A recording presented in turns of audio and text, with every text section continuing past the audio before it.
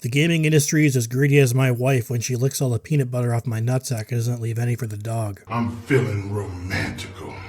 Anytime a new concept, gameplay innovation, or genre emerges, you can bet the big boys will be there ready to monetize the fun out of it. And you better pay up, otherwise your parents will make fun of you for being broke. The internet is a net positive for society as a whole. It gave us Tub Girl, Bonzi Buddy, and Betty White Rule 34. You don't scare me. This is my ring. But the benefit is not so clear when it comes to gaming specifically. Some of my most cherished memories of the hobby came about because of what the internet enabled gaming to do. Barely killing a raid boss in World of Warcraft on the last pull of the night, playing Gears of War all night with my friends and not even realizing it until I saw the sun coming up. This same technology also enabled gaming companies to take advantage of their players in new ways. What started as a useful tool to shore up unintended bugs and balance competitive games has turned into one of the most nefarious psychological assaults on what is already the most oppressed group of people on Earth.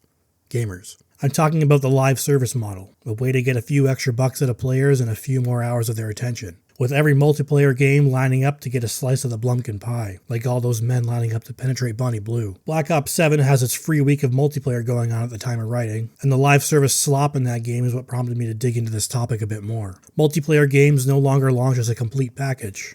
Instead, content that was clearly finished well ahead of launch is held back and deployed to get players to stick around longer, which hopefully increases their odds of spending. It's not just the in-game shops, skin bundles, and stuff like that. That's bad enough in a full-price release. But even worse is all the ways they try to hook you. Game companies are always looking to hire developers with a psychology background, so they can leverage that knowledge and experience into analyzing player behavior. They use this data to design systems and rewards to compel as many people as possible to play as long as possible, and use the customer's own brain as a tool to access their wallets. The concept of a live service game has been around for decades at this point, a game that is ever-changing and thus always getting new stuff and feeling fresh. Early examples of this model are seen in MMOs. The problem is all the sleazy methods publishers use to inflate engagement numbers and encourage people to spend. The most prominent method in my eyes is the season, a length of time set by the publishers where certain rewards are only available until the arbitrary end date, after which it all goes away forever. These companies crack open people's skulls and poke the part of their brain that controls fear of missing out with a salty french fry. You want that Murphy Brown sticker for your gun that nobody can even see? Better log in, do your dailies, and grind away for the next 3 months, otherwise you'll never get it. Artificially inflating engagement numbers like you're a horse chasing a carrot on a stick, but you don't get the veiny purple-headed horse wiener.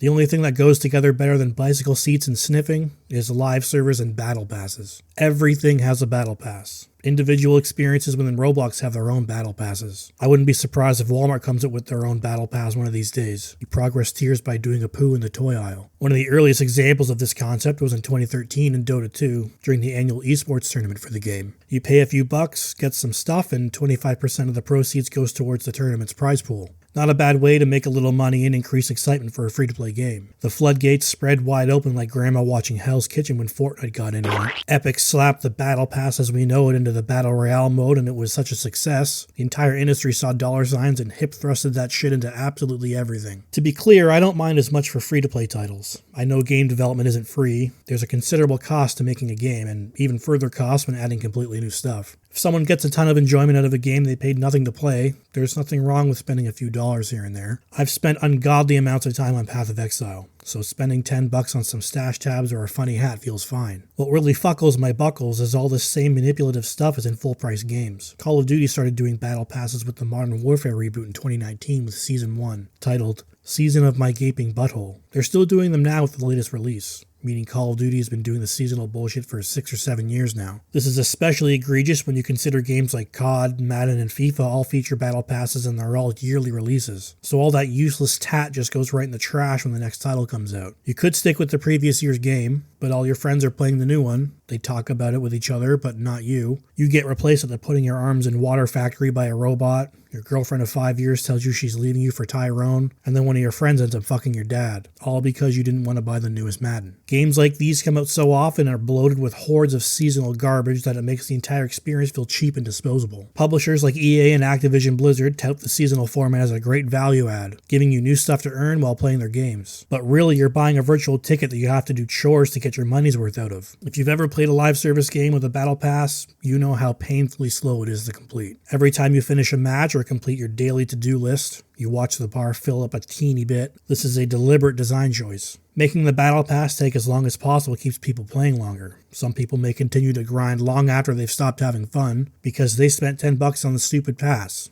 If they don't finish it, then it's a waste of money. Publishers can then show this great player retention to investors, making them look like marketing geniuses while raking in tens of billion dollars per year and still cheaping out by putting obvious AI art as rewards in-game. If pass progress is too slow, don't worry, you can spend even more money to just buy reward tiers directly. Why spend an extra 40 hours just grinding the pass? You could knock it out in a few seconds if you pay. A great example of publishers creating a problem and selling the solution. You may say, just play the game, have fun, and ignore the extra stuff. The problem with that is it's on the screen every 5 seconds. Launch Call of Duty, you're met with an ad showing some skin bundles in the Battle Pass. Finish a match, it shows your Battle Pass progress. The main menu prominently displays your progress on the Battle Pass, as well as how long it's left in the season. Every single time you launch the game and when you view the menu, it's on your screen. You have 19 rewards waiting for you messages pop up. You click it and it takes you to the Battle Pass page, showing you all the shiny trinkets you can get right now if you purchase. Every trick in the book to get this stupid bullshit in front of your face as often as possible. In Black Ops 7, the Battle Pass icon on the main menu is the default selection and is way bigger than everything else on screen. It's tough to ignore when there's a Little Caesars pizza guy running around shooting people in the face. It's gotten so bad my feelings of spite have overpowered what little desire I ever had of buying anything. All this is after you spend $70 on the game itself, $90 in pretend Canada Monopoly money. In 2007, I bought Modern Warfare on launch day at full price.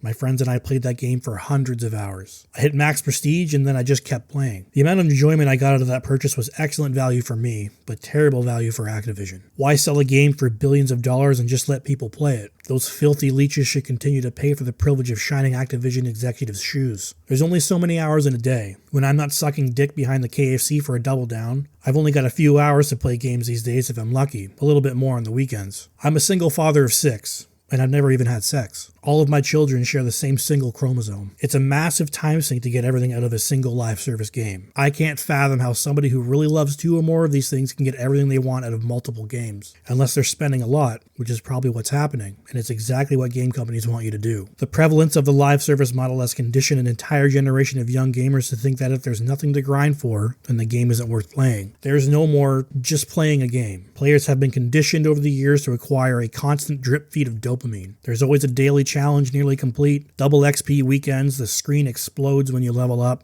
and there's always something to buy. I've slowly come to the realization that modern multiplayer gaming isn't for me anymore. Publishers don't want guys like me just buying their game and enjoying it. If they could, I wouldn't be surprised if they turned multiplayer access into a subscription service. Everything has a subscription now. It's only a matter of time. And if you don't want to subscribe, Activision will send an investor to your home to smash your TV and finger your ass. I guess the best solution is to stick to single-player games, something I find myself doing very often as I get older. There's more out there than any one person could play in a lifetime, so maybe I'm just a sexy old man yelling at clouds. The best way to maintain my sanity is to just check out for modern multiplayer completely. There are a few games that do this kind of thing well, though. Helldivers 2 completely sidesteps the FOMO aspect of live service by offering battle passes that never expire. There's no time pressure to grind. You play when you want, and eventually you'll get everything. It won't just disappear while you're in the middle of it. Halo Infinite did this as well, but they fucked up every other aspect of the game, so nobody cares. You could just play old games, though, and never interact with modern gaming again. And I hear there's an incredibly handsome Latino man that runs a YouTube channel with a name just like that. And maybe he deserves a like and subscribe, and to hopefully see you in the next video.